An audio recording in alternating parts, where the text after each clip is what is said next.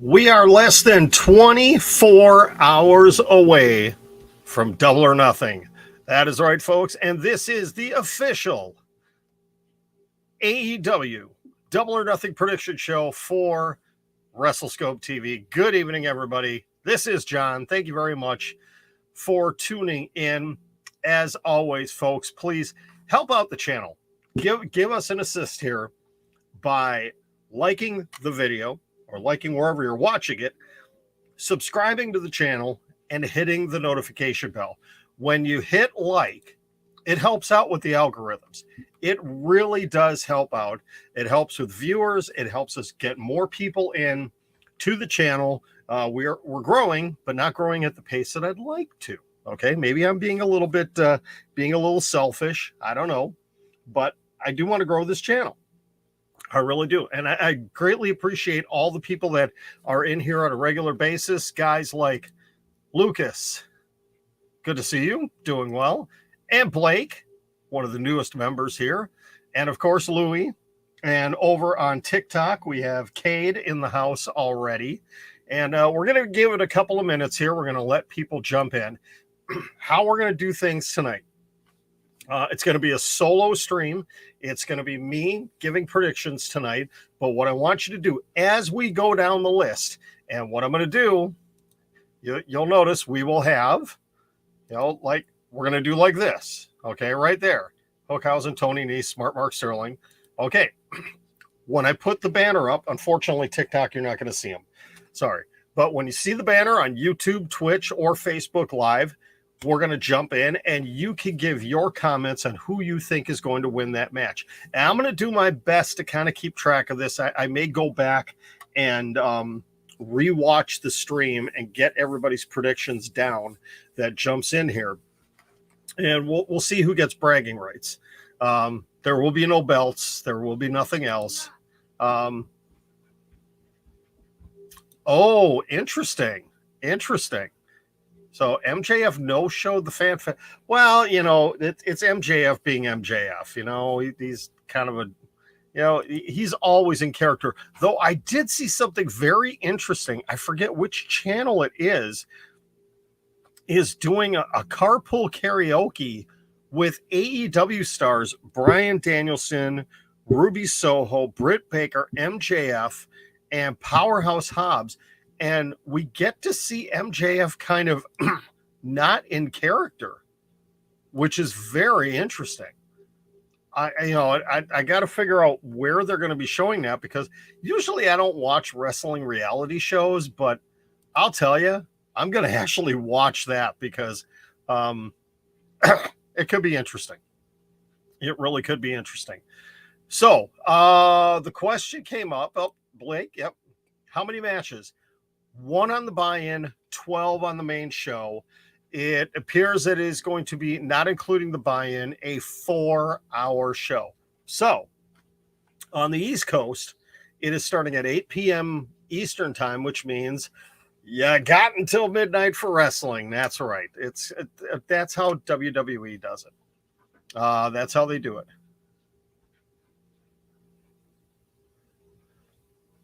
So, yeah, we got it. Oh, wait a second. Hold on. The Exalted Leader is here. And wait, he has a piece of... By decree of the Exalted Leader, +1, you are to read my predictions on the stream. And if I defeat you, there will be a punishment. Okay. He's getting a little bossy now. Give the guy a mask and some stuff, and now and a little title, and he's getting a little out of control here. Okay, so I have to read these on the air, which I will do in a moment. We haven't started, and I'm gonna get punished if I lose. What's the punishment gonna be?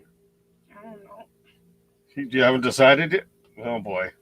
This is getting a little too much like Wrestle Talk with their pundit. Oh, okay. And anything the Exalted Leader +1 would like to say to the crowd here while we have you? Any words of wisdom for the viewers? He doesn't know. All right.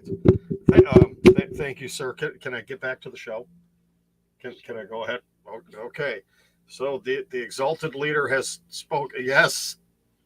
Yes, Lucas, it is +1. He is in the house. Good evening, Shadow Wolf. How are you? Anything else, or are you just going to kind of stand there lurking over my shoulder, making me feel uncomfortable? Hey, if you provide the Brock Lesnar seasoning, I will do it. As long as there's no cinnamon in it, I will do it. Okay, you send it to me, I'll do that. Okay, we'll have to discuss off air what this punishment is going to be. Okay, don't you have SpongeBob or something to watch? Yeah. Okay. All right. Bye. Congratulations, Blake. All right. You know what? I'm going to put the reason I have this belt out is because I'm going to say now I am predicting we are going to end up with a couple of surprises with IWGP talent tomorrow night. But we're going to put this away. Well, okay. All right. So the Exalted One has spoken. So I have my sheet right here where I am going to put my predictions down. And actually, hang on. I need to find a highlighter. I should have done this ahead of time. So I can highlight who my picks are. So again, how we're going to do it is we're going to go down the list, and they're in no particular order. I mean, I can tell you right now, we're going to start with the buy-in. We're going to end with the main event. We all know what the main event's going to be. As far as how everything else is going to work out, we don't know. We don't know. Congratulations to your cousin, by the way. We don't know. So, and again, when I throw them up here, throw your comments in on who you think is going to win. Not yet. Not yet. Good grief. You guys are getting way ahead of me here. All right, I gotta juggle a few things around here. Hold on. I'm not used to having to write during the stream. So here we go. All right, we are going to start off with, obviously, you already saw it. We're going to start with the buy-in. A match I'm actually really looking forward to. Hookhausen versus Tony Nese and Smart Mark Sterling on the buy-in. The buy-in is only scheduled to be 30 minutes tomorrow. So there's been some questions going around. Well, you know, they added in two new matches. Can one of them get thrown onto the buy-in? Probably not. This is going to be it. It's going to be this match, you know, some backstage stuff, some promos, and that's going to be about it for the buy-in. I'm actually looking forward to this one because it's going to be fun to see the interaction that Danhausen and Hook have, because we actually haven't seen it in over a week now. And Tony Nese is a great wrestler. We know that. And Smart Mark Sterling actually is a wrestler. He's just not portraying that right now on AEW television. But he is a wrestler, so he can go.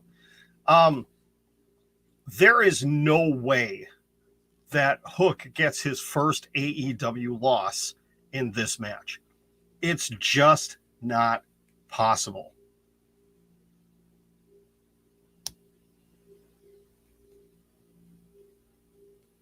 Okay. Some weird things going on TikTok right now. The way I look at this, first of all, Tony Nese is not going to get pinned.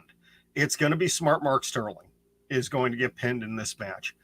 I believe Hook is going to take the great amount of the offense for Hookhausen, and somehow, some way, it's going to be Danhausen pinning Smart Mark Sterling, because we don't know how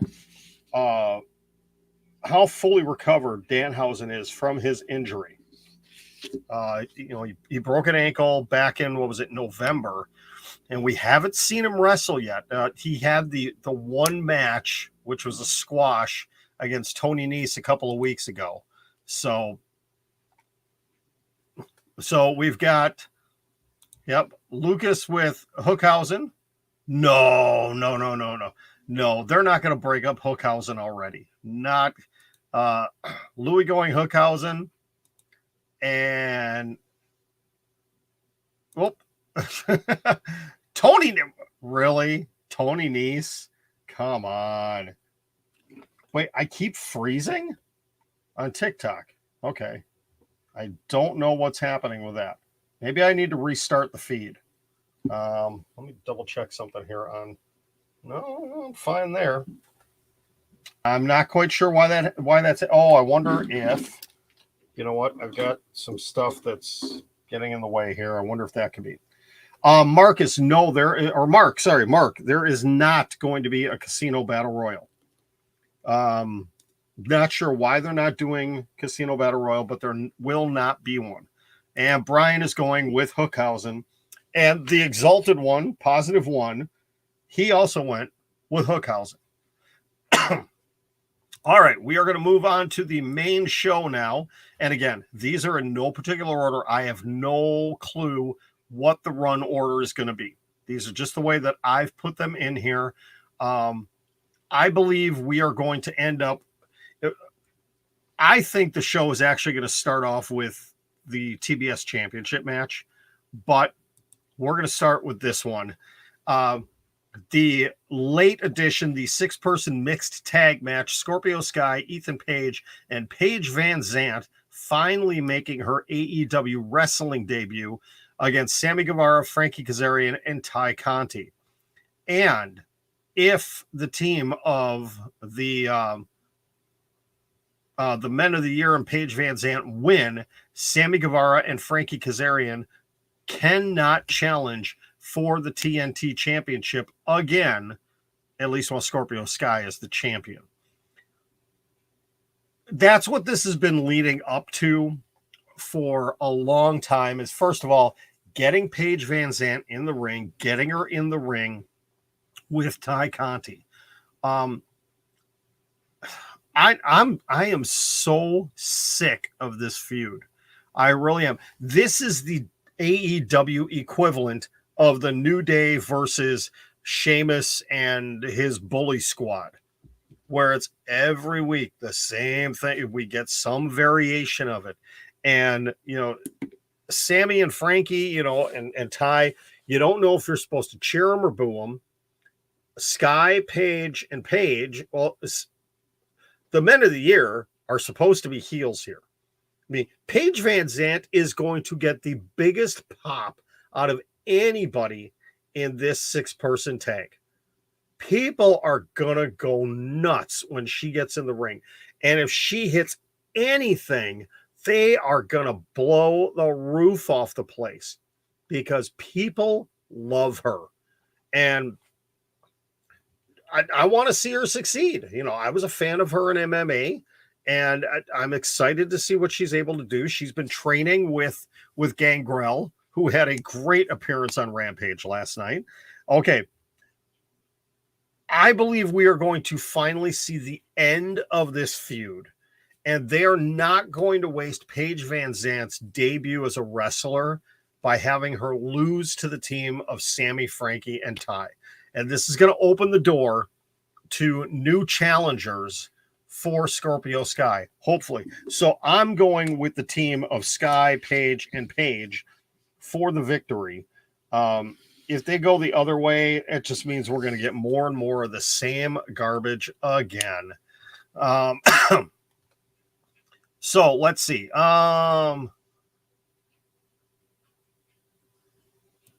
Yeah, there's no way that Men of the Year don't win this match. No, it is not Paige from WWE. No, it is Paige Van Zant. Okay. Hold on. Let me help you out here real quick.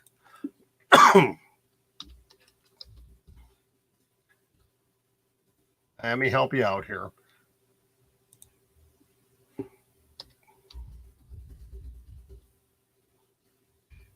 And I think I actually spelled her. Oh, wait, maybe I didn't. Maybe I didn't misspell her name. And I got to be careful what pictures I bring up because she, I think she does have an OnlyFans page, and it could get a little a little dicey, so I got to be very cautious what I am posting here. Here's an official UFC picture of Paige Van Zandt. Give me a second here. That right there is Paige Van Zandt. She didn't have a superior record in UFC, but she can go. And man, like I said, people are going to pop big time as soon as she gets hands on Paige Van Zandt. I mean, on Ty Conti. Brian going with Paige and company. Yes, new title belt, long reign, hopefully. Shadow Wolf, back to you. You've got Danhausen, and you're going to go with Sammy Ty Frankie. All right. And the Exalted Leader, we've agreed on the first two matches. He's going Sky, Paige, and Van Zandt. All right, we're going to move on. We're going to keep going down the list here. The second of the late edition matches, Darby Allin versus Kyle O'Reilly. And I've seen people asking the question, well, why is this a pay-per-view match? Well, it's a grudge match. Kyle O'Reilly is the guy that injured Sting, knocking him out of action and taking him out from being able to appear at Double or Nothing this weekend. So that's why, and Darby brought it up perfectly in his promo on Rampage last night. It wasn't Fish, it wasn't Cole, it wasn't the Bucks, it wasn't Brandon Cutler, it was Kyle O'Reilly. And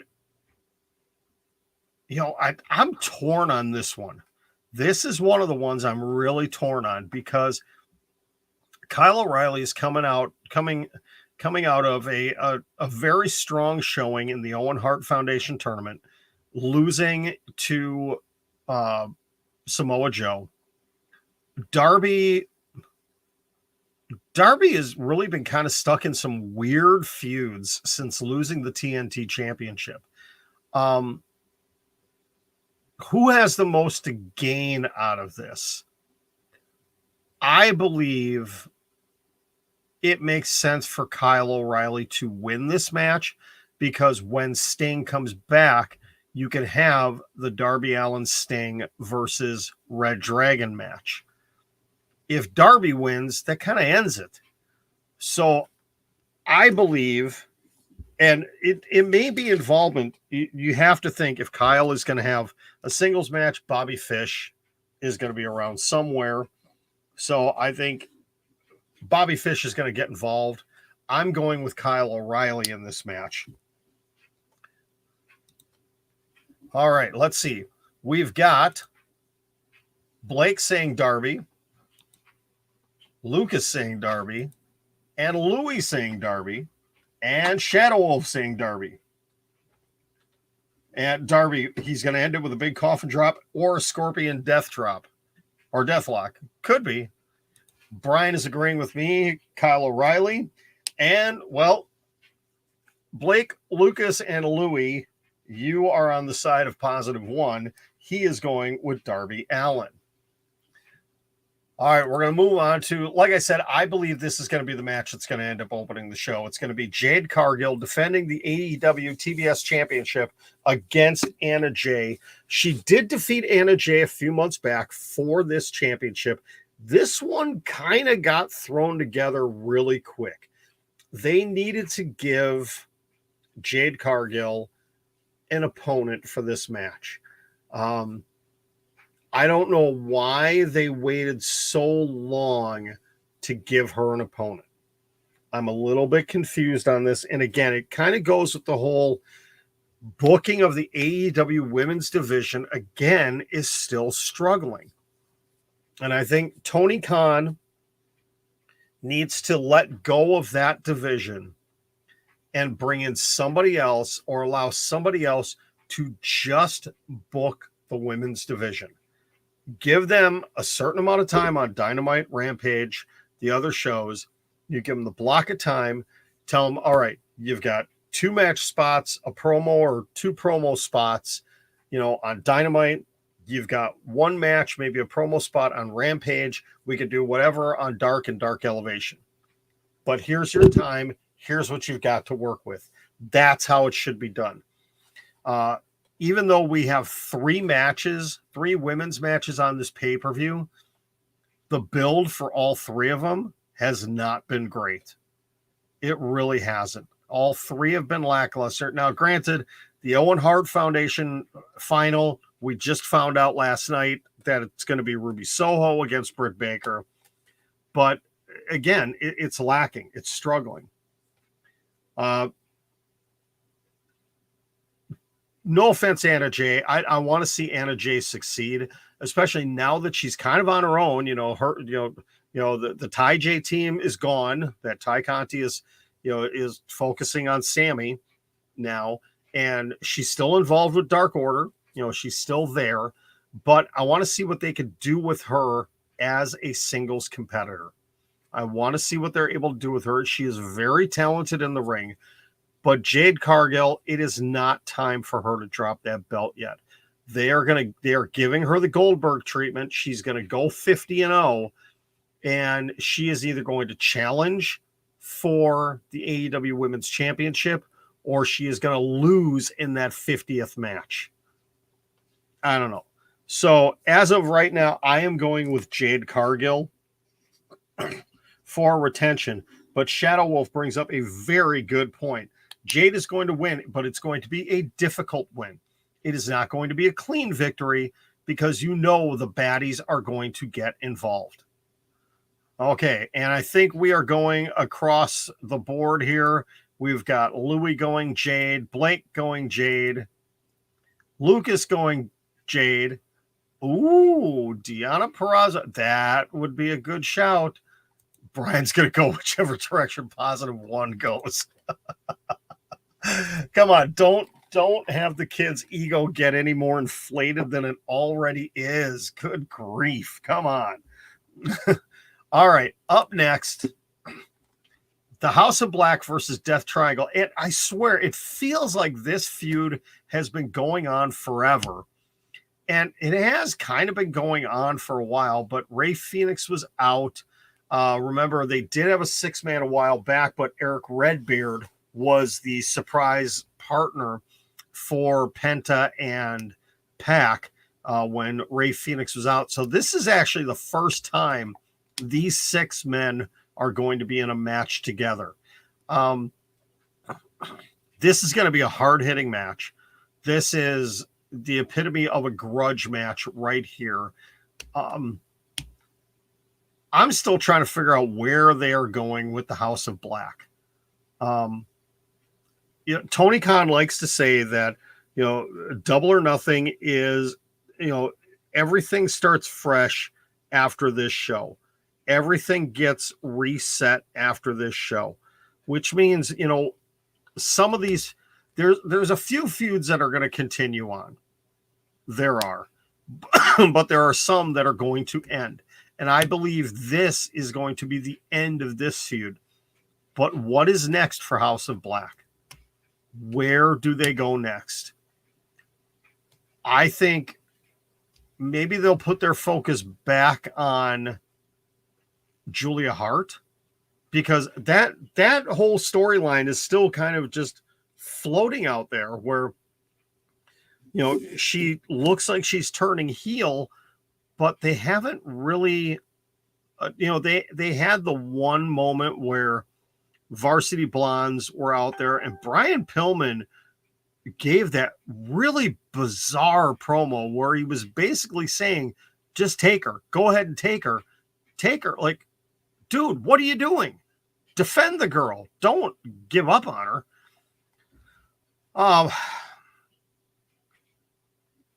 I think House of Black has to win this match because it doesn't hurt Death Triangle to lose this match. But if House of Black loses this one, what does this mean for this group? I really don't know. So I have got to go with House of Black on this one.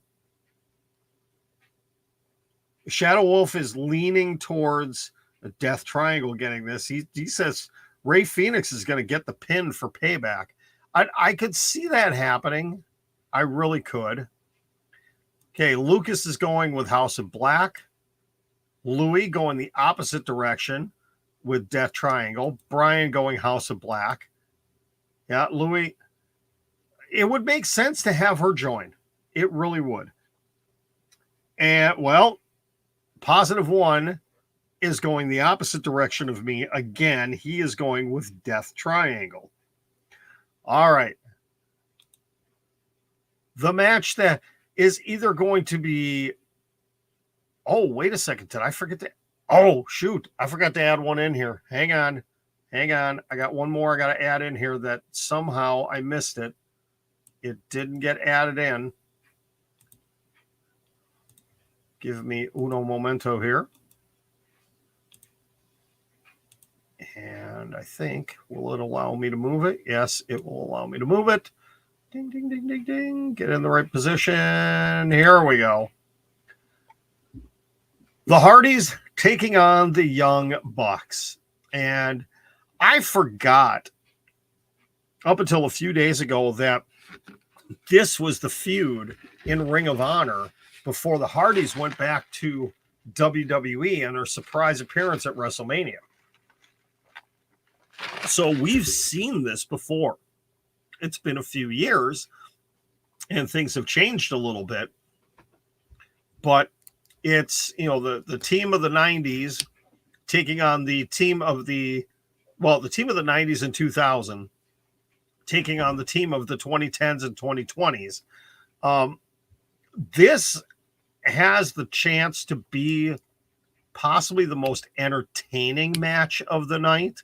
I'm not saying the best match, but the most entertaining match of the night. I'm a little worried about what kind of crazy things Jeff Hardy is going to do, and I'm a little worried about what the Young Bucks may attempt to do here. This is going to be fun. I have to go with the Hardys in this one because I truly believe this is going to be the first in a number of matches. And I wouldn't be surprised if this culminates in some sort of a TLC type match. They're not going to call it TLC, excuse me, but it's going to end up, in some sort of a, lots of plunder kind of match. And I think round one is going to go to the Hardys. This is another one, like I said, I'm torn on. Either way, as long as it's a good match, either way, as fans, we win. As long as it's a good match. But I'm going to go with the Hardys. Blake is going Hardys. Brian is going Young Bucks. Team Delete for Lucas. I think it's too early for a passing of the torch. I think the passing of the torch comes down the road. Okay? They need to delete their feud. Louis going with Team Delete. And, Positive One and I go back to agreeing he is going with the Hardy Boys. Or Hardy Brothers. We can't call them the Hardy Boys. They're the Hardy Brothers. In the Chris Jericho has to have some sort of crazy match at Double or Nothing for the third year in a row. It is Anarchy in the Arena. Jericho Appreciation Society taking on the team of LAX, Eddie Kingston, Santana Ortiz, and the Blackpool Combat Club of Bryan Danielson and Jon Moxley. This one is going to be crazy. Oh, sorry. Shadow Wolf is going with the Hardys. Yep, Young Bucks are going to lose their minds and the match. This one, thankfully, I don't think is going to be a cinematic type match, but then again, it may be. There may be some cinematic aspects to this. I'm not sure. I have not heard anything. They could end up doing something like that. This is going to be really weird with the grouping of guys that's in this. I mean, when you had the Inner Circle, you had Jericho, Hager, Sammy, and FTR. And now it's Jericho, Hager, Daniel Garcia, and 2.0. And 2.0 have not done a lot since the Jericho Appreciation Society started. They've wrestled once, I think, since it started. That's been the thing. They've been involved in brawls, but they haven't had any official matches in quite a while. And I don't know what the whole plan is with that group, what they're going to do. And then you've got two separate entities here in Blackpool Combat Club and Kingston, Santana, and Ortiz. And obviously some heat between Kingston and Danielson, which we saw come to a head on Dynamite. This is another one I'm torn on. Conventional wisdom says it makes sense for Jericho Appreciation Society to get the victory here. Get the victory because of some sort of miscommunication between Kingston and Danielson, and you set up a feud between those two. This is a one and done for the BCC and LAX. And you get Jericho being able to spout off that, yes, we are the greatest, sports entertainment faction ever, yada, yada, yada. And it opens the door for down the road. I still believe Blackpool Combat Club and JAS, they're not done here. Once Wheeler Yuta comes back from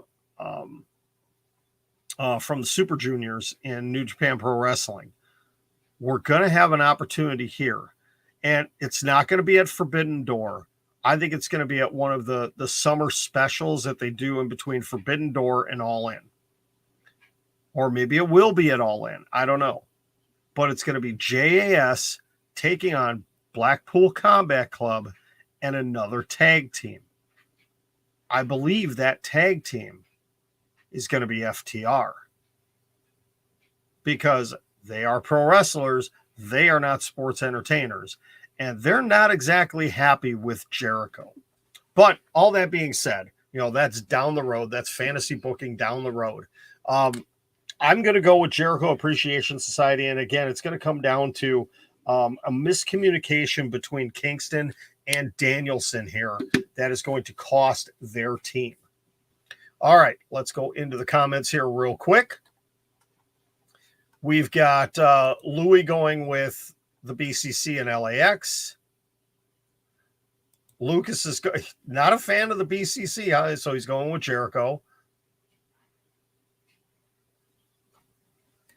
I think they wanted to switch it up and not do. I was disappointed. Jay Quick, good to see you in here on Twitch. Thank you very much. I was disappointed that they didn't call it Blood and Guts because I wanted to hear William Regal say Blood and Guts instead of Arena Anarchy. Yeah. Okay. So yeah, I'm disappointed there. Brian is going with JAS. Hello, Lance. Thanks for tuning in. Lance is going with JAS. Shadow Wolf, are you still here? I need your pick. And Positive One is going with BCC and LAX. Kingston, Santana, Ortiz, and Moxley and Danielson. So he's going the opposite direction. All right, let's continue on. MJF and Wardlow. Now, I think most of the wrestling world is already leaning towards, all right, Wardlow's going to win here. It's all this has been leading up to. He's going to end up getting free of MJF, and he's going to, have that official signing with AEW coming up on Wednesday night at Dynamite. Guess what? It's not going to happen. MJF, being the dirty, rotten, filthy little scoundrel that he is going to find a way to screw Wardlow. He's going to have Shawn Spears. He's going to bring W. Morrissey back. He will probably have Lance Archer out there as well.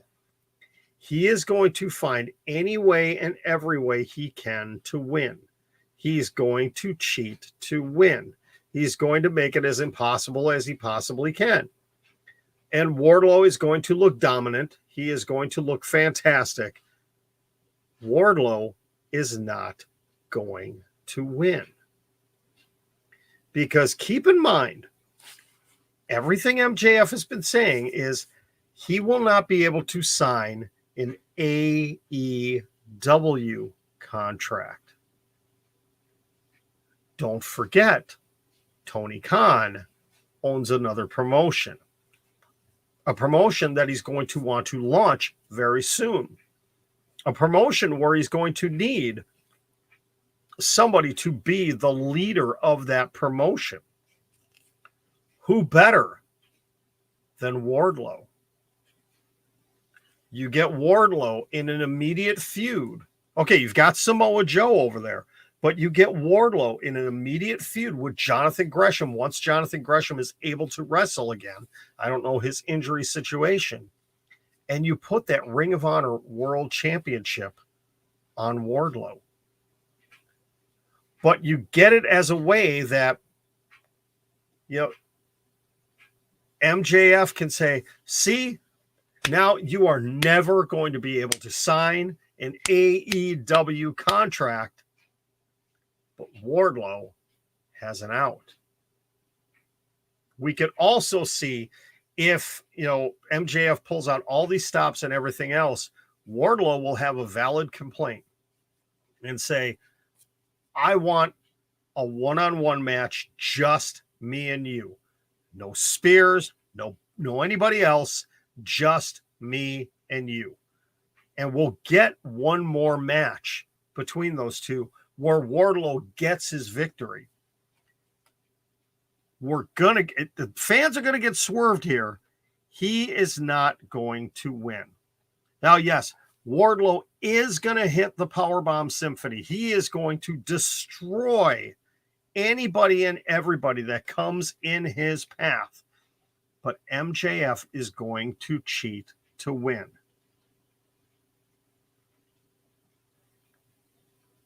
Wait a second. Okay, Shadow Wolf is going back one match. You're going with LAX and BCC. Okay. Many of you may be surprised by that, but that is the direction I am going. Okay.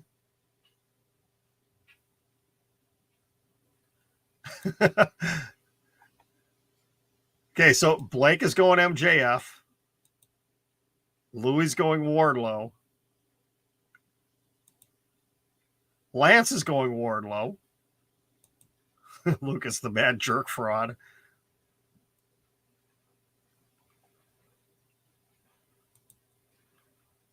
Going with MJF.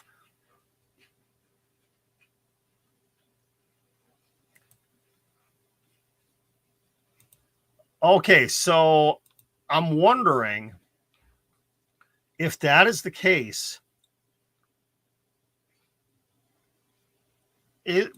I'm still wondering, is this storyline or is there something really, truly going on here?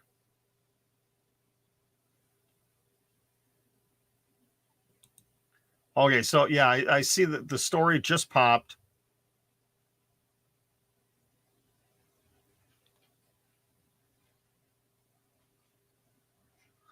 Okay, so AEW did have to refund money to people for MJF not showing up. Now, they did the same thing with Sting. Okay, SRS is saying it's not a work. So, boy, you got to wonder. And I haven't had a chance to see.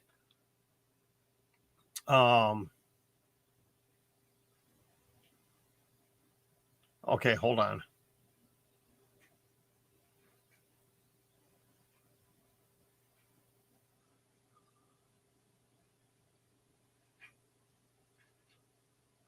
Okay, so this is interesting Mike Johnson of PW Insider had some additional details about what happened. The word making the rounds at the event is that he, MJF, legitimately did not attend and that the promotion was not able to get in contact with him. For fans who had paid for MJF autographs and photos, AEW staff did their best to make good to them, including offering exchanges to other talent. Johnson also added that MJF hasn't been on the same wavelength as of late with AEW and has not been receptive to sitting down or talking to this point. It's believed that MJF has at least 18 months left on his contract. Okay. So that is from Mike Johnson at PW Insider. Let me see if I can find, let me pull up what Sean Ross Sapp is posting here. We'll get into this.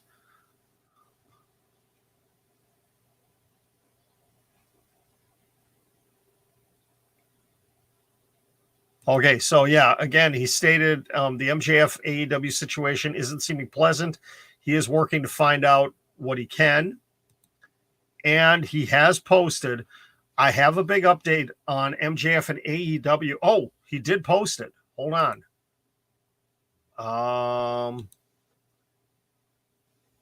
Let me see if I can get it here. Haven't gotten the email yet, but I got to get to my... Oh, for whatever reason, my Patreon page closed. I don't know what happened. You know what? While we're on this, I want to get this update from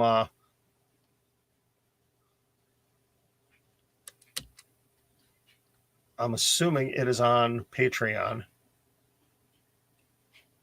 Okay.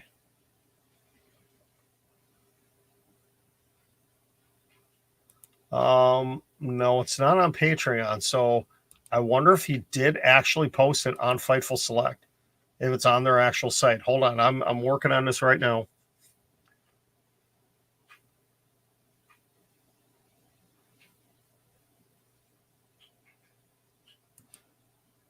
Yeah, because he had posted that 12 minutes ago. So let's see.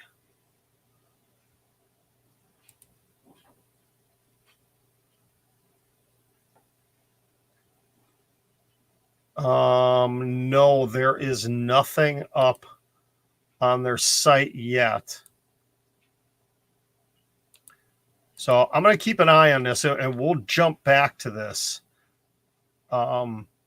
as I'm able to see it.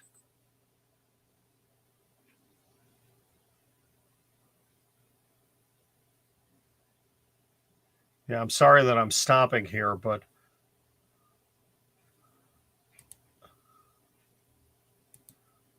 yeah, it appears this situation is getting even more bizarre as we speak. Okay.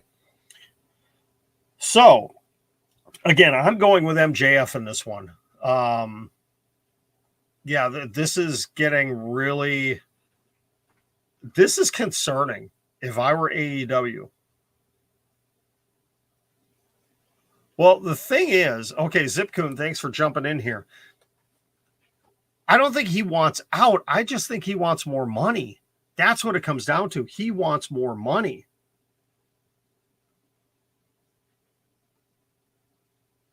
MJF, he's not really a wannabe Ric Flair. I mean, the dude is super talented. You have your source, Mr. C, scanning Twitter for updates. Okay, that's good. Yeah, I don't have a staff that's able to do that for me. I've got to do it. I got to do it here. Yeah, Wrestling. Let's see. Wrestling Observer just posted.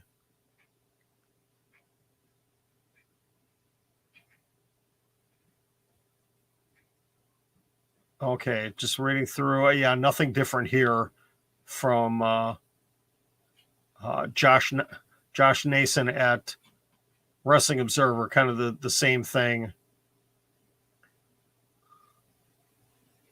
So yeah, this situation is getting more and more bizarre by the moment, and especially going into big show for AEW. Yeah, he can post that all he wants, but he is under contract with AEW. And Tony Khan is not going to let him out of his contract. He will, he could pull a Vince McMahon and just make him sit. He could literally just make him sit for the last, 18, 20, 22 months of his contract if he really wants to. He is not going to let him go because, as soon as if MJF was freed right now, he would be on WWE television as soon as he could. Vince McMahon would make it happen. Tony Khan is no idiot. He is not going to let that happen. All right. So back to the predictions. All right. We'll talk about this more as if any more news on this breaks tonight. Like I said, I'm going with MJF in this match, but I'm going to hold the caveat here that it could change. I may make an addendum to this prior to the start of the pay-per-view tomorrow, depending on the news that comes out. This makes me think that my thinking for how the match is going to go, MJF found out what the finish is going to be, and he's not happy about it. And he's pulling a Stone Cold Steve Austin, and he's taking his ball and he's going home. So maybe they were going to go with Wardlow winning and Wardlow hitting 4 or 5 power bombs, and MJF just doesn't want to look weak. Yada, yada, yada. I'm still going to stick with my original prediction, though, of MJF. +1 is going with Wardlow in this match. Yes, Sasha's contract is frozen. But we're going to stick with AEW right now. We're going to continue on, stick with AEW here. We're not going to bounce back and forth between AEW and WWE. All right, on to the Owen Hart Foundation Women's Tournament Finals. It is Dr. Britt Baker, DMD, taking on Ruby Soho. Yeah, another one of those matches that just that the build hasn't been great. I mean, the promo that Ruby had at the end of Rampage last night was okay. I'm not really thrilled about this final. It really doesn't do anything for me. If Ruby Soho wins, what does it really mean for her? Britt Baker, at least if she wins, she's got bragging rights. But I think it would be more beneficial for AEW to have Britt Baker lose this match. Have her lose this match and be in a situation where, okay, she lost the AEW Women's Championship. Now she loses this. She's got to go back and kind of reevaluate things, figure out what is going on. What does she need to do to get back on the winning track again? For the big wins. Ruby Soho loses, it means nothing. It means absolutely nothing. Now, there could be something too. If Britt Baker wins and Adam Cole wins his final, you've got a super couple there. And maybe that opens the door to a Johnny Gargano and Candice LeRae coming into AEW. Kind of like I said, about the whole Sammy and Ty thing. I think, so if Britt Baker and Adam Cole both win, they will come out together on Dynamite and they will be talking up a storm how they are hands down the greatest couple in professional wrestling, and talk about their accolades and so many other things. They're going to do that. And that's when the door opens for Johnny Gargano and Candice LeRae to show up on Dynamite. That's just my thinking. So I've got it. I'm very apprehensive, but I'm going to go with Britt Baker for the victory here. And again, I kind of gave away what I think is going to end up happening in the other one. I wouldn't be surprised if Ruby Soho wins. I wouldn't be, but I think it makes more sense story-wise for Britt Baker to win. Louis going Britt. Blake with Britt. Crowd was annoyed with Ruby Soho. Absolutely. They were fully in favor of Britt Baker. Luke is going with Britt. I don't know what the winner gets. They get a cookie and some orange slices and a round of applause. I don't know. Maybe something from Martha Hart. I'm not sure. I'm not sure. Shadow Wolf is saying that Britt needs to lose and go back and continue a feud with Ruby. I don't know. I don't know if this needs to continue on. And Brian's going with Britt, and Bruce is going with Britt. And, well, the positive one is also gone with Britt Baker.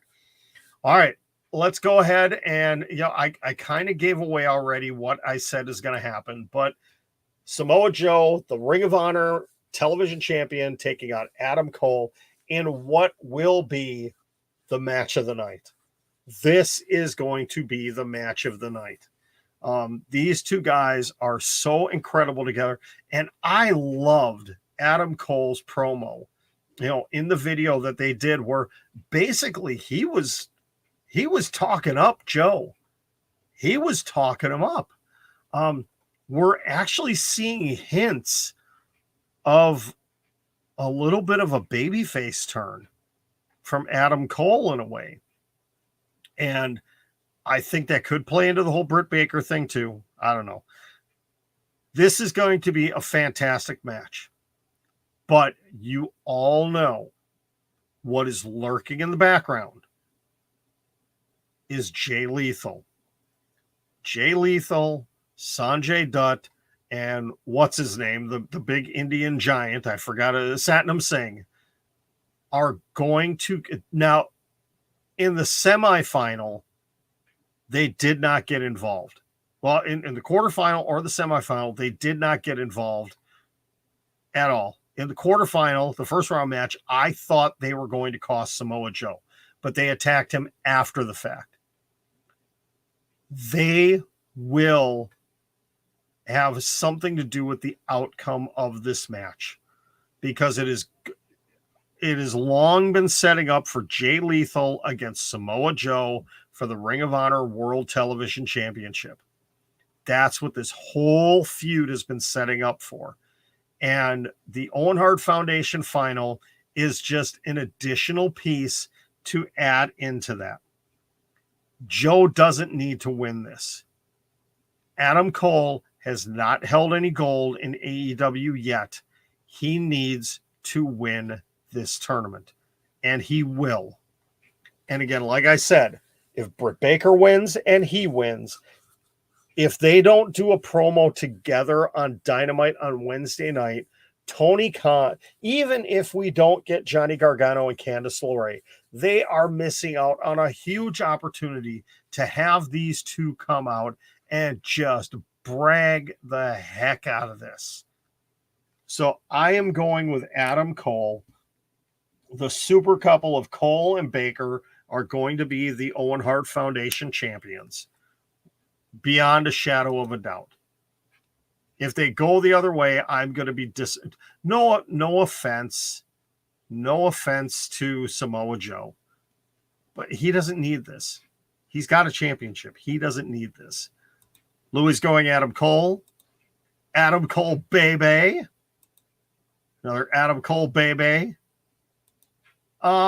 No, Red Dragon, the only appearance we're going to see of Red Dragon, except for after the match, is Bobby Fish helping out Kyle O'Reilly, like I had mentioned earlier. And Brian is going Adam Cole.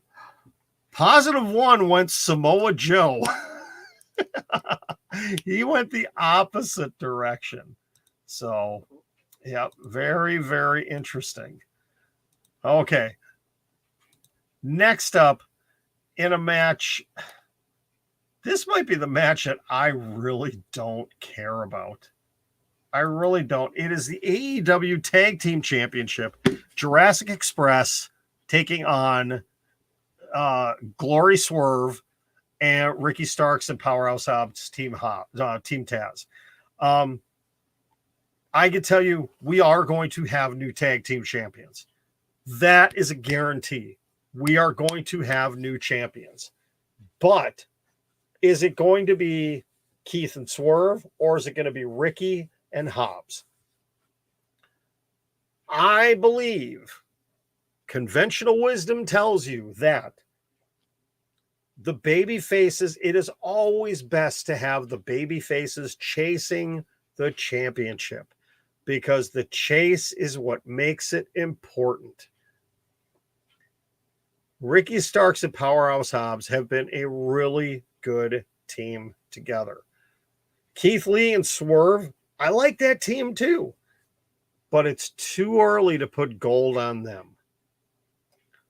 No offense to Jungle Boy and Luchasaurus, but their tag team championship run has been not good. When it's been overshadowed by other teams that are doing other things away from the championship, Red Dragon, FTR, Hardys, Young Bucks, just to name a few. And they're just kind of, they're there. They haven't done much of anything. It is time to take the belts off of Jurassic Express. It is also time to push Jungle Boy as a singles competitor. He will be a TNT champion. I would not be surprised if he is the one to eventually defeat Scorpio Sky for that TNT championship. Now, as far as which team is going to defeat them, I'd like to see Keith and Swerve win, but I truly believe it's going to be Ricky Starks and Powerhouse Hobbs. They are a quality team. They are a team that, you know, with the ability of Ricky Starks, with the amazing, you know, the strength and everything of Powerhouse Hobbs, they are a team to be reckoned with and can have great matches with just about any other team that's thrown at them. And again, you know, you have that feud that could continue on with them, you know, and Keith and Swerve. So, like I said, for sure, we are going to end up having brand new AEW Tag Team Champions. I am going with Ricky and Hobbs in this match. But again, I wouldn't be surprised if it is Keith and Swerve. Let's see. Yep, Louis going with Team Taz, Team Taz, Team Taz. We're going to tax the Taz.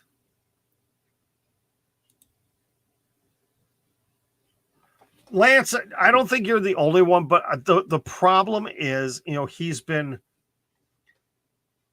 well, I guess the bonus question here is, does Christian either cost them the match or does he turn on them after the match?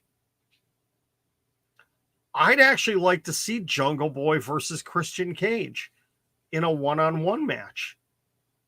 That would be a really good match. We haven't seen Christian wrestle in quite a while. It's been a few months since we've seen him wrestle.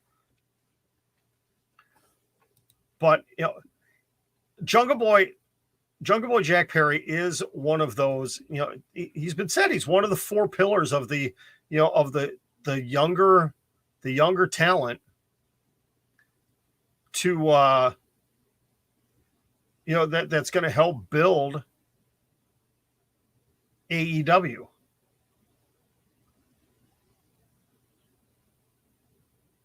Okay.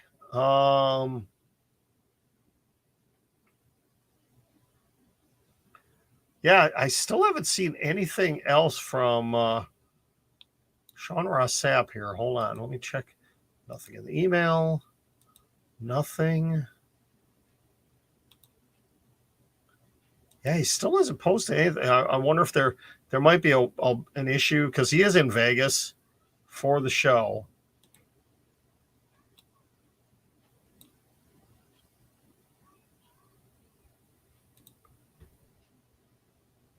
Has anybody else seen any more updates from Sean Ross Sapp about the MJF situation? So I'm not seeing anything. All right, we're going to keep moving on. Lucas thinks he's going to turn on him after the match. I can see that happening. And let's see, Roman is going with Lee and Swerve. Yeah, Chris, Brian Cage was actually at Dynamite. He was backstage at Dynamite. I think he's actually going to be going Ring of Honor. I'd love to see a Brian Cage Wardlow match over there. Shadow Wolf, was going with Lee and Swerve.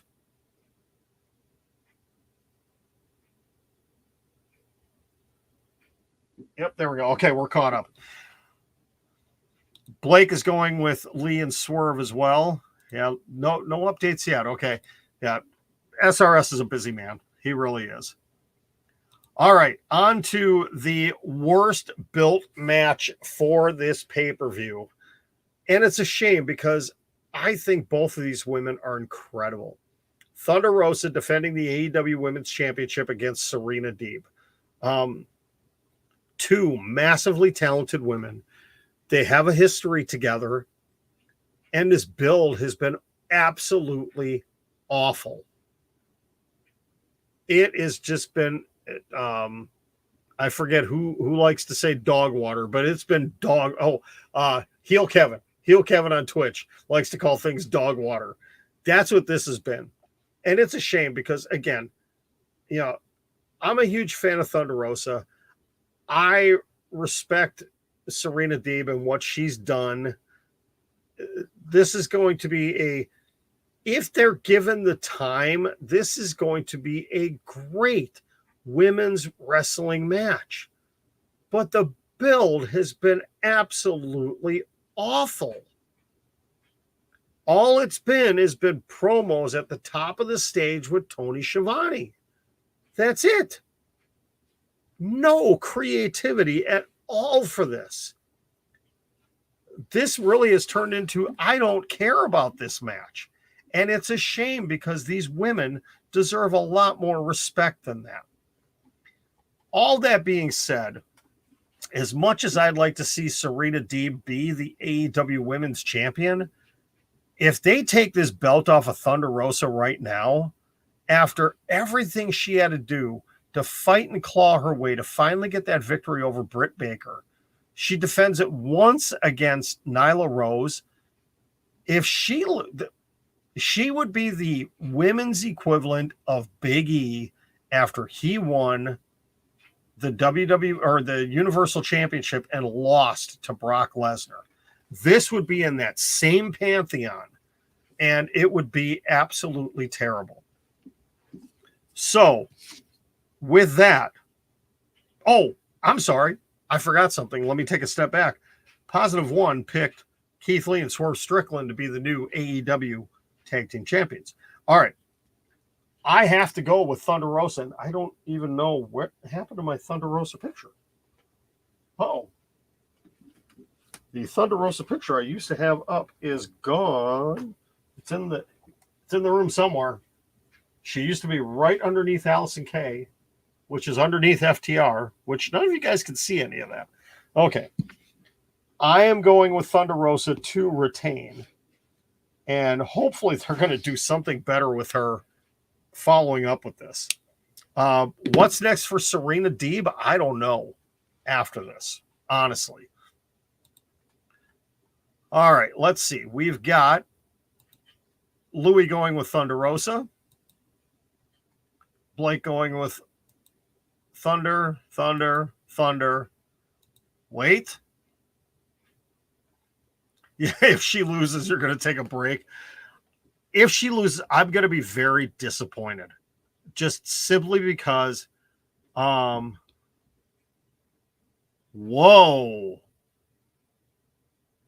Sean Ross Sapp has just tweeted, I can confirm a flight out of Las Vegas tonight has been booked for MJF. He says the story is up on their website. Let's see if it actually is.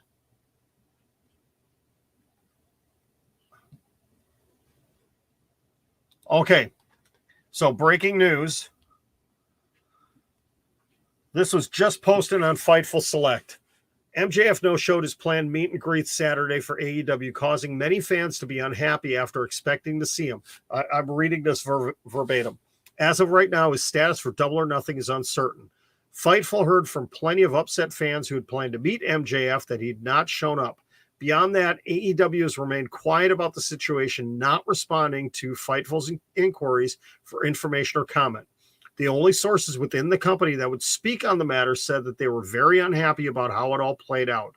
One AEW source said they heard that communication between the two sides has reached an all-time low. AEW talent and personnel were asked to not comment on the situation, and those we've spoken to have not heard back from him. Fightful reached out to both AEW and MJF and only got a confirmation that MJF is physically fine, which is the first concern when something like this happens. However, they also learned that a flight for MJF out of Las Vegas across the country was booked for late Saturday night. Whether or not he gets on the plane remains to be seen.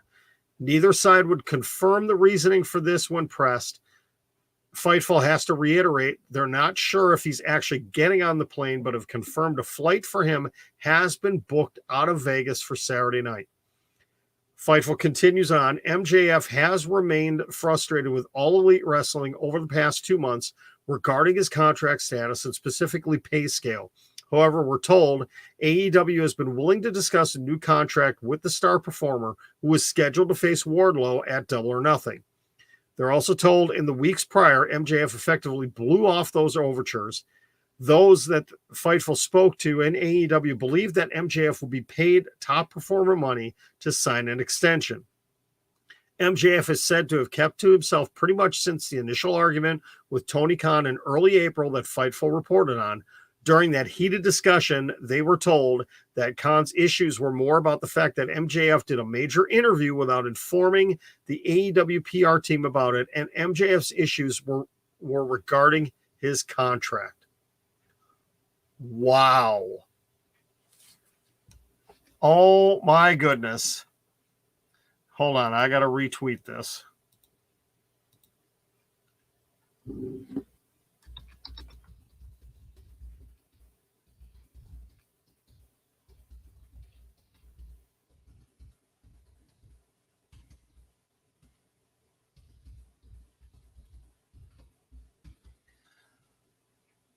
Unbelievable.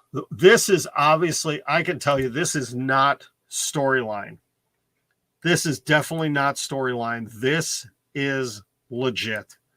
Let me get these banners off of here real quick.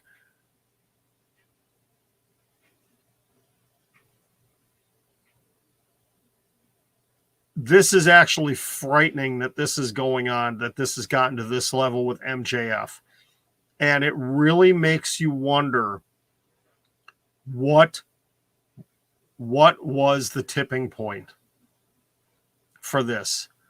Something else has to be going on here, that MJF, even though he portrays himself as a jerk, he does it in character.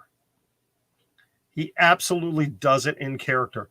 Him absolutely no showing the autograph signings, not answering the phone, and now a flight has been booked for him out of Vegas less than 24 hours until the show. A couple of people on Twitter had posted he's trying to get fired. He is trying to get fired. And it's a shame because MJF is going to look like the bad guy here.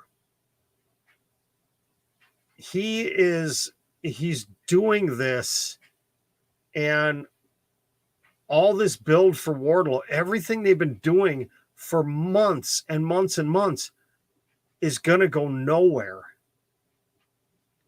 And Wardlow is the guy that's going to get hurt by this. I don't know what to make of the situation. Obviously, there's more to this than meets the eye. And gotta give an absolute ton of credit to Sean Ross Sapp and the group over at Fightful Select getting that information. You know, SRS and I have had our, back in the day, we had a few jabs at each other, and at one point in time, he blocked me. He did, because I took some shots at him. But in all seriousness though, I have the utmost level of respect for him, because the amount of work and information he is able to get, and it's not just him, it's the team over at Fightful Select.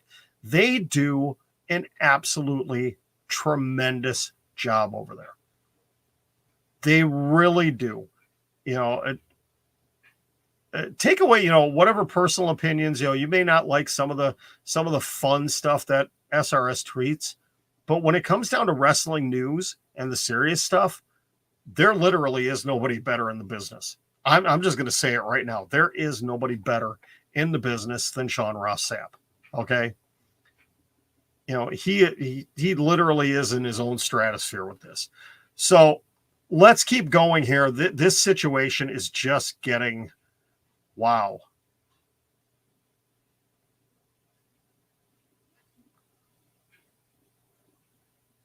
Yeah, holy. Yeah, Danhausen is getting his own action figure. I will buy it. I will buy it. So, yeah, I was seeing some tweets about that, too, that Samoa Joe no-showed FanFest as well. But nobody's been able to confirm that. He's not pulling well, yeah. Is he pulling a Warrior? Is he pulling a Stone Cold Steve Austin? We'll get into that later. I don't know. Well, first of all, if he does take that flight out of Las Vegas, Tony Khan is not going to fire him. Trust me when I say this. There are people in the office, in that locker room, that are going to be telling him, do not fire him, because, first of all, does he have a 90-day no-compete? Does AEW have no-compete clauses in their contracts? We don't know. He will show up in WWE. Hands down. Vince McMahon is going to crack open the vault. He's going to pull out whatever money he can and is going to give the world to MJF to get him to come over there, if Tony Khan would fire him. Tony is a smart businessman. He is not going to fire him. He'll make him sit out the remainder of that contract, not put him on television. Whatever.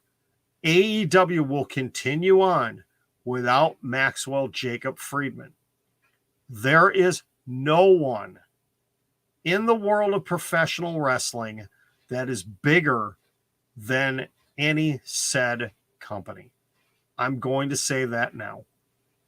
If Roman Reigns walked out of WWE right now, WWE maybe would struggle for a little bit, but they're not going to go anywhere. MJF leaves AEW. Yeah, it's going to suck. AEW is not going anywhere. Okay?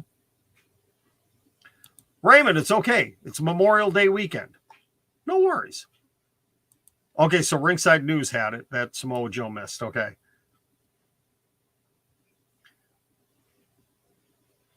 Yep.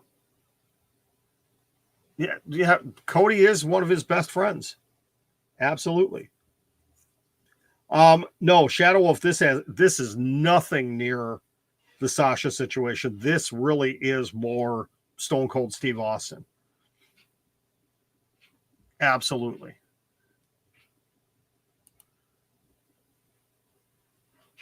I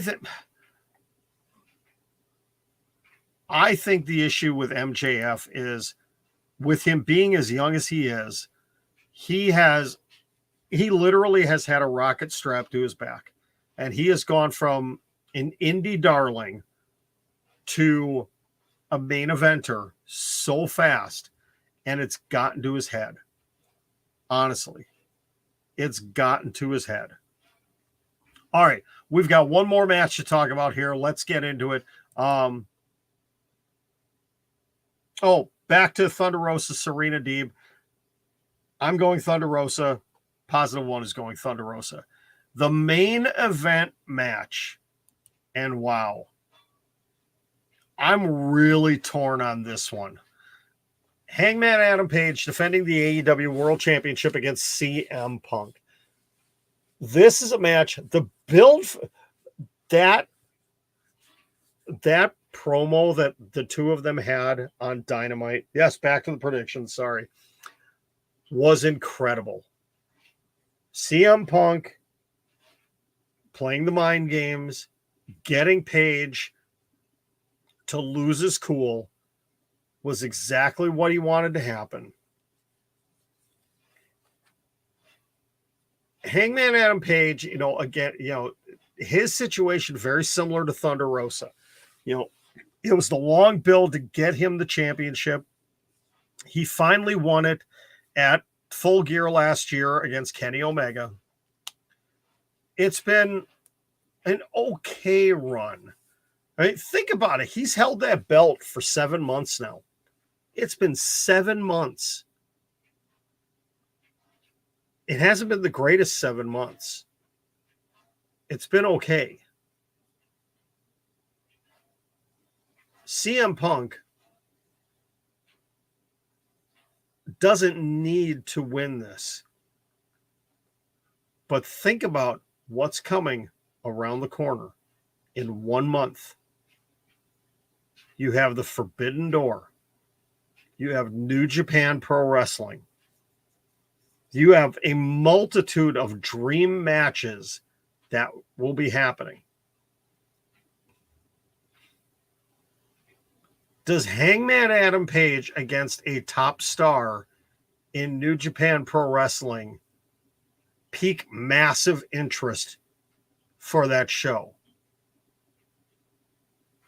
Or would a CM Punk against a Hiroshi Tanahashi, CM Punk versus, Jay White, CM Punk versus Will Ospreay? There are so many AEW New Japan dream matches surrounding CM Punk that you could build, whether it's for the AEW World Championship or not. But having him as the champion going into a show in his hometown of Chicago,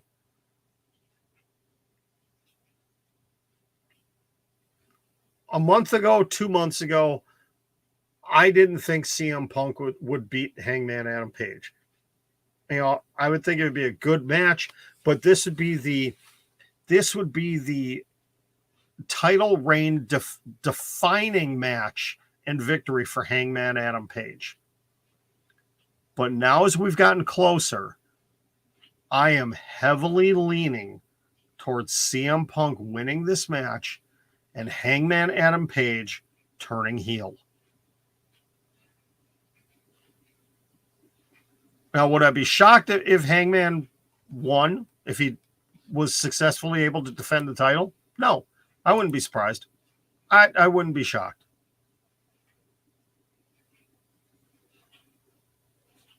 But I am going to go with CM Punk. I am going to go with a CM Punk victory here. And I'm apprehensive because, I want to think about the Las Vegas crowd. Would they cheer that or would they boo it?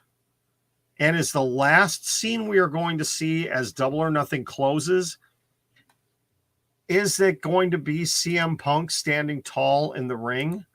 Or is it going to be somebody from New Japan Pro Wrestling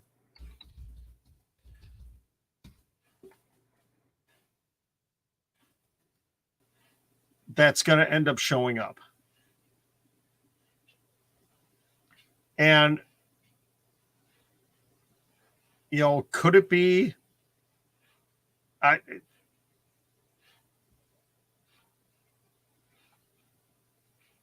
Well, we know it's not going to be Kota Ibushi. It won't be Kota Ibushi. He's Punk and Kenta would be good, but I don't know if that's going to be... I don't know if that would be what the match is.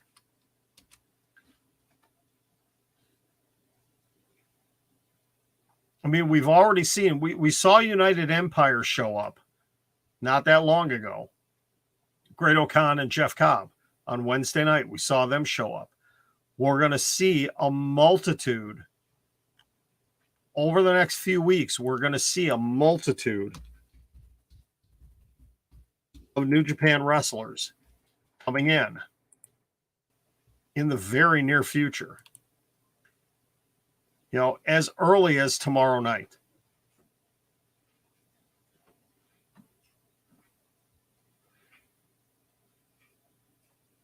Could it be an Okada?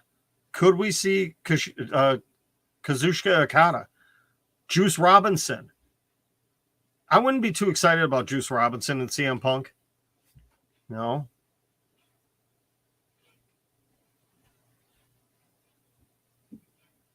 But, I mean, you've got a number of different people that could come in. You know, just taking a look at the Shingo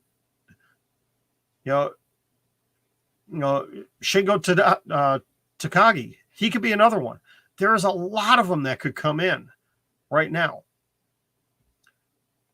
Yes, Punk versus Okada would be amazing. Now, Hangman versus Okada, that would be a great match too.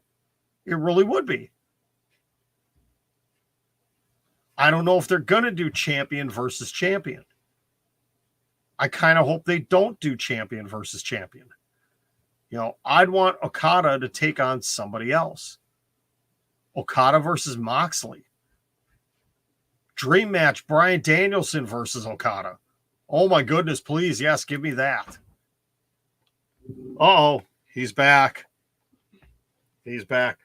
I have to ask you, are you the one that booked the flight for MJF to leave Las Vegas? Is he coming to Milwaukee to get out of Las Vegas? Did you make the phone call? Did you book the flight for him? No.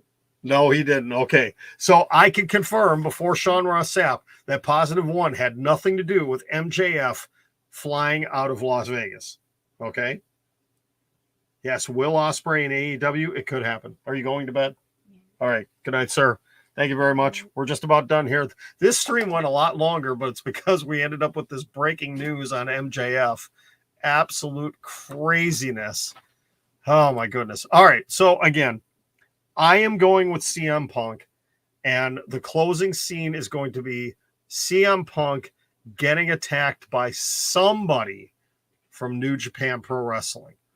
Who will it be? I don't know. You know, I don't think it's going to be Jay White. Will Ospreay would be incredible. Okada would be incredible. I think booking-wise, I think I'd rather see Will Ospreay. Because I don't want to see champion versus champion. Because it's just going to lead into booking problems. Okay? All right. So let's see. Let's go back here real quick. All right. Blake is going Punk. Louie's going Punk. Lucas is going with Hangman.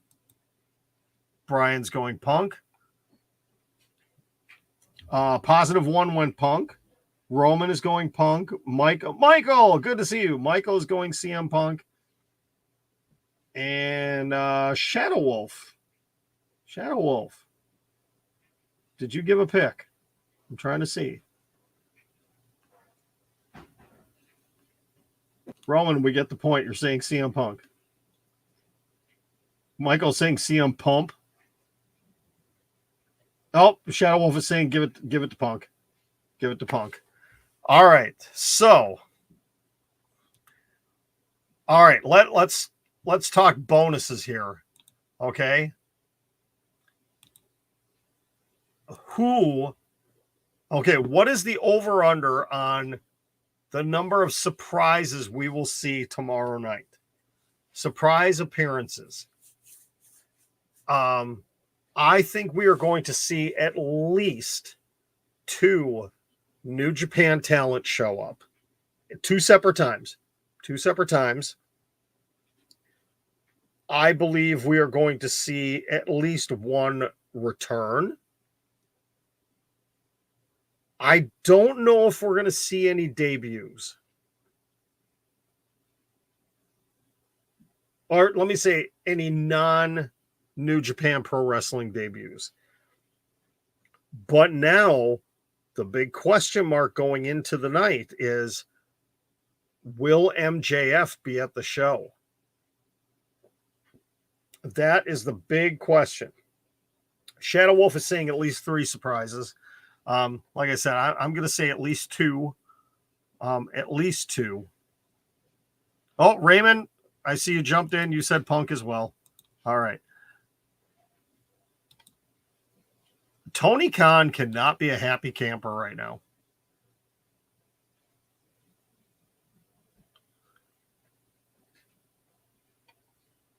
He cannot be happy at all. But this story, boy.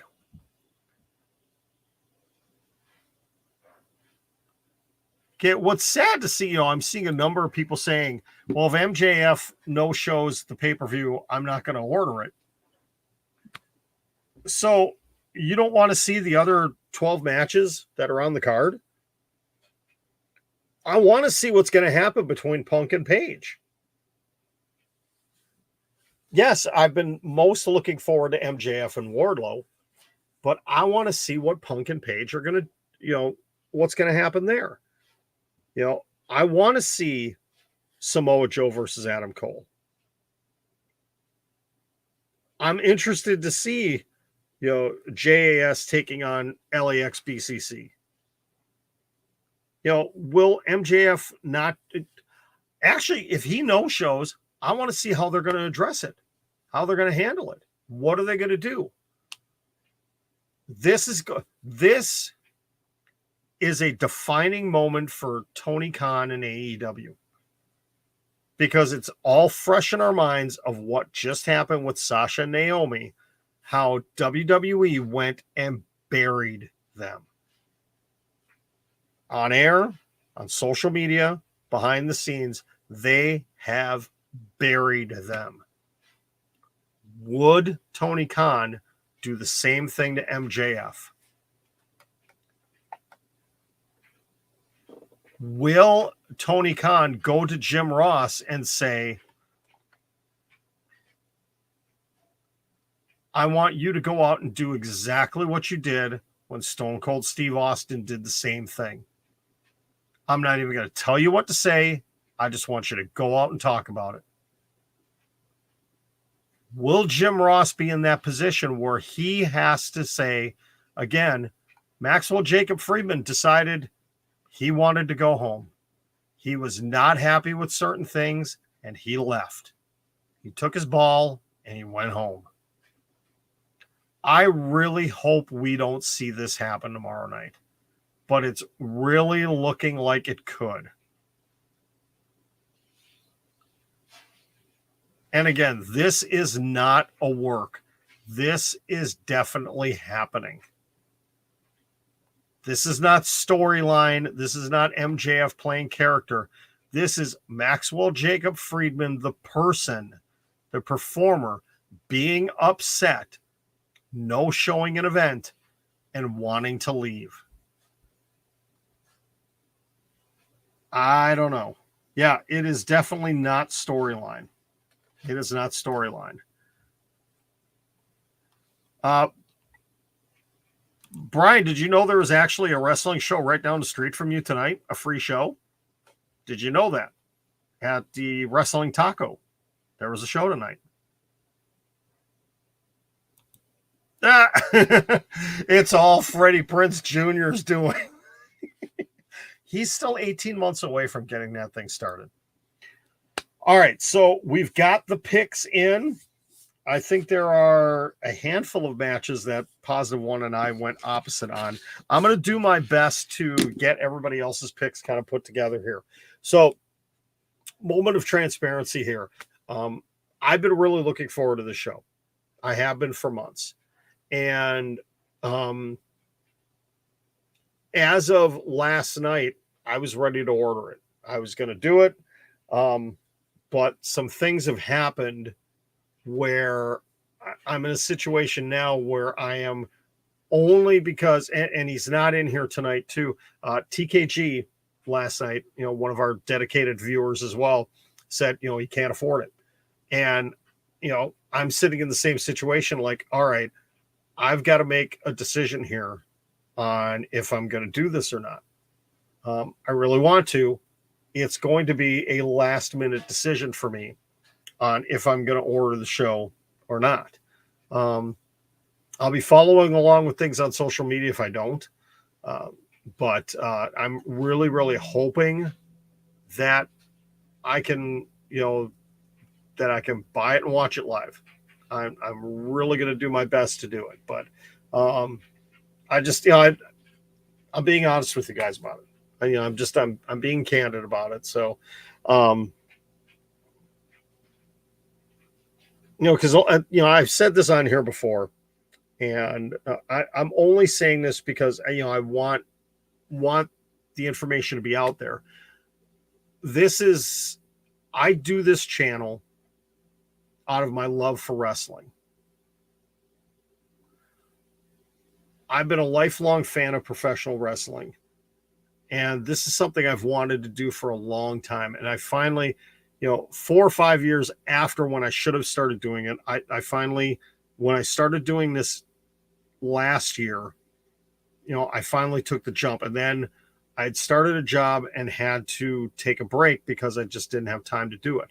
And when career things changed, I decided, what, now's the time to go full in on this and to jump in. And that's why I've been doing this, the 88 day, TikTok, you guys can't see this because you never can. The 88 days in a row. I'm going all in with this. That being said, though, the few things that I do pay for with this channel, I use StreamYard. Love the service. It's a great service. But, to be able to do what I do, I have to have, a certain paid tier. Buzzsprout for my podcast. That gets paid for as well. That comes out of my pocket. I'm not in a position yet with any of my channels to be an affiliate, to be a partner, to be getting paid for anything. It all comes out of my pocket. And there are other channels that are the same exact way too. That, they're building up, they're growing, and they're paying for things out of their own pocket. Sacrifices have to be made sometimes. And, when there are shows like AEW's, as much as I want to be able to watch, to be able to pay for it, I have to make decisions somewhere. Yes, I know there are free streams, but Brian knows full well, they're illegal, and those sites, you can't trust them. You cannot trust them. And I'm not going to do that. I used to, back when Periscope was a thing, and I wish Periscope was still around, which is where the WrestleScope name came from. There would be people that would stream, UFC events and other stuff, wrestling pay-per-views on Periscope until they would get taken down. I used to love that stuff because, I could go on there. So, I'm not asking for anything. I'm just telling you guys, that's where I'm at with these things. Yeah, you're going to do a live stream, but you're not going to be showing. You're not going to be showing the pay-per-view. There's quite a few people out there that are going to be doing, live reaction streams, and that's fine. But, I want to actually be able to watch the show. Now, I'm going to openly admit something here. I use Surfshark VPN, and they're not a sponsor of this.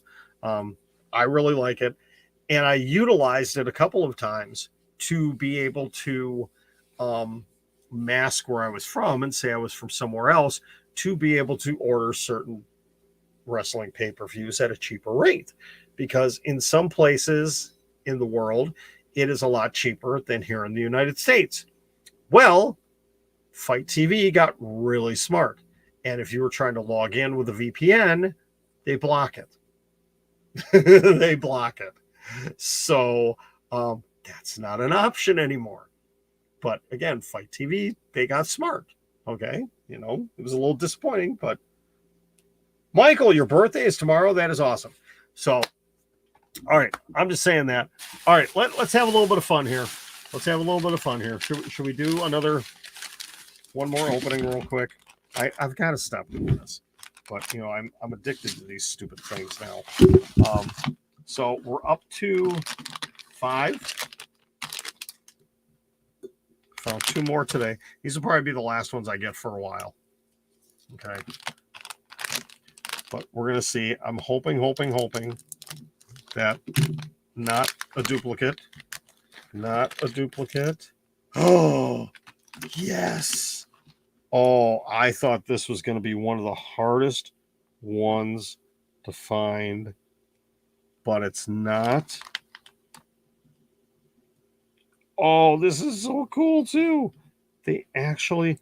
Wait, I got to look at the picture. How is this supposed to... I lost the... Where the heck did it go? I had the thing that... Oh, I got to open it. Oh, here it is. Let me see before I show you. Oh, that's how they do that. Okay. So... Give me a second here. I'm going to show you in a second. TikTok might be able to see what I'm doing. I don't know. I am shocked. I thought this was going to be the one that I was going to have to go hunting for, because this would be, because a lot of times they have certain ones that are like the most difficult ones to find. I found the Kermit, and he's got the rainbow and the banjo. All right. I'm 6 for 6 without duplicates. Can I go 7 for 7? We'll see. Nope. Oh, I got my first dupe. That's all right. Because I know there are people on Facebook Marketplace that are looking for these, that want to buy them. So any duplicates I get, I am going to be selling. And I'm not going to be selling them for stupid prices either. So my first duplicate is Gonzo. First one is Gonzo. So I'm going to put that in the package. And once I get a couple more duplicates, that's going to go up on Facebook Marketplace to sell.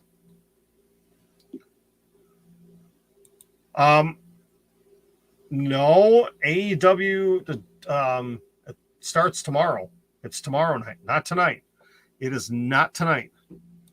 I'm actually going to sell them for $5 each. I'm not going to overprice them. I'm going to take a little bit of a loss on it. Most people are selling their duplicates for $5. I'm going to sell it, all together. I'm going to put it comes with the little paper with everything. It's going to have the package, which is open. That's what I'm going to do. As soon as I get I want to get the full set of 12. So, I need to get, Swedish Chef. Piggy's probably going to be the hard one to find. Piggy and Beaker. I haven't had a lot of luck finding these, though. I mean, as I've been driving around and doing things, I've gone to numerous different Walgreens. That's the only place I've been able to find them. I heard Target sells them. I heard Meijer sells them. So, yes, Austin. Yeah, it's tomorrow night. It is tomorrow night. I'm just doing predictions, and we are done with the predictions here. So, no, I did get Kermit. Lucas, I did get Kermit. Got him right here. I'm going to work on maybe setting up a board or something that I can show you all the ones I have. But that's not bad, the first, I got 6 of them, and number 7 was the duplicate, so that's okay. Yes, Charlotte got married. Charlotte and Andrade got married, so hooray for them. All right, I'm going to get going, folks. This ended up being a much longer stream than I thought it would be. I thought we were going to be at about an hour with the predictions, but obviously the whole news about MJF broke. It doesn't appear there's any more updates. I am going to I'm going to try keeping an eye on this situation, and will follow me on Twitter and follow me on TikTok for updates. I'm actually going to go on to TikTok right now as soon as I'm done with this, and post a story about this. I was actually going to do something else. Also, note, there will not be a WrestleScope Weekly this week. Because, well, this was my long stream, was the prediction stream. So I will not be doing a WrestleScope Weekly this week. Tomorrow is up in the air right now of what I'm going to do for a live show. Brian, I just saw your thing about VPNs. We'll have to talk. I've been actually having issues with Surfshark. I've been having issues with Surfshark, and I don't know if I need to just restart my computer, but it is not allowing me. It is not allowing me to connect into any of the servers right now, and my account is active and whatever. So, most likely I will do a live with any updates tomorrow on the MJF situation. And as far as Monday, I haven't quite decided what I'm doing yet, because I don't know what the plans for Memorial Day are yet. Memorial Day is kind of up in the air for us right now. So that is all for now, folks. Thank you very much, everybody, for tuning in. Thank you for all the likes on TikTok. I greatly appreciate it. Again, please help out the channel. Best way you can help out the channel is by liking wherever you're watching. Liking this stream wherever you're watching. Subscribe to the channel and hit the notification bell. Would greatly appreciate it. Thank you so much. All of you are awesome. Thank you for everybody that tuned in. I know this was a long stream. I greatly appreciate it. But you guys have a great night. TikTok watch. I'm going to have something going up in the next 10 minutes here about the MJF situation. Have a great night, everybody. I'll be back at some point in time tomorrow. I will try getting it posted online as far as what time I will be on as early as I possibly can tomorrow. All right. Have a good night, everybody. And hopefully this MJF situation takes care of itself, because I don't want to see him walk out on this show. I really don't. But who the heck was at this point? All right. Have a good night, everybody. We will talk to you tomorrow.